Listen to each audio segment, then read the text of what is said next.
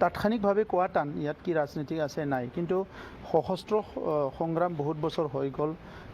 2020 চনত এটা চুক্তি হৈ গ'ল। এতিয়া চুক্তি হৈ যোৱাৰ পিছতো ক'ৰবাত 5জন 10জন ল'ৰাবিলাক আৰ্মছ লৈ মানে উগ্ৰপন্থী নতুনকৈ খোলা বহুত দিন দেখা পাইছে। চ' সেইটো এটা নতুন কথা নহয়, বাট এতিয়াও মানে তাত কিছুমান ইলিগেল ৱেপন আছে যিটো লৈ পেলাই এনেকুৱা উগ্ৰপন্থী খোলা কিবা খোলা এইবিলাক কোনোবা ভাবি থাকে।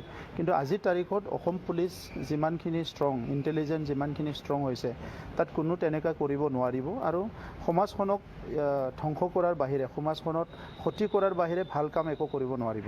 থাকিলেও একো ইয়াত ইম্পেক্ট নহয়, কাৰণ তেনেকুৱা দুজনমান ল'ৰাই মানে এটা বেনাৰ আলাই দি পেলাই আমি উগ্ৰপন্থী খুলিছোঁ বুলি ক'লে আজিৰ সময়ত ক'ত এটা সময়ত ইমান ডাঙৰ ডাঙৰ সশস্ত্ৰ সংগ্ৰামবিলাক আহি পেলাই আজি মূল খুঁটিলৈ আহিল, আৰু ইয়াতে কোনোবা নতুনকৈ মানে ক'ৰবাত উগ্ৰপন্থী খুলিব কিবা খুলিব এইবিলাক কেতিয়াও মানে এইটো ইণ্টেলিজেন্টে ক'ব পাৰিব, হোম ডিপাৰ্টমেণ্টে ক'ব পাৰিব। ময়ো দেখা পাইছোঁ।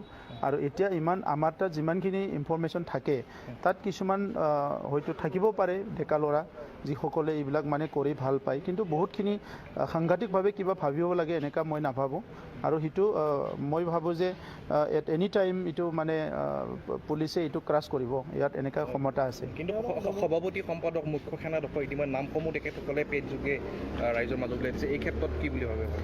একো ভাবিব লগা নাই। এইটোতো সংগঠন খুলিলে আৰু প্ৰেচিডেণ্ট ছেক্ৰেটাৰী নাম দিবই। কিবা সাংঘাতিক নাম আহিছে নেকি ইয়াত? বিন লাডেনৰ নিচিনাকৈ কোনোবা XYZ থাকিব। এইটো চুইচাইড হয়।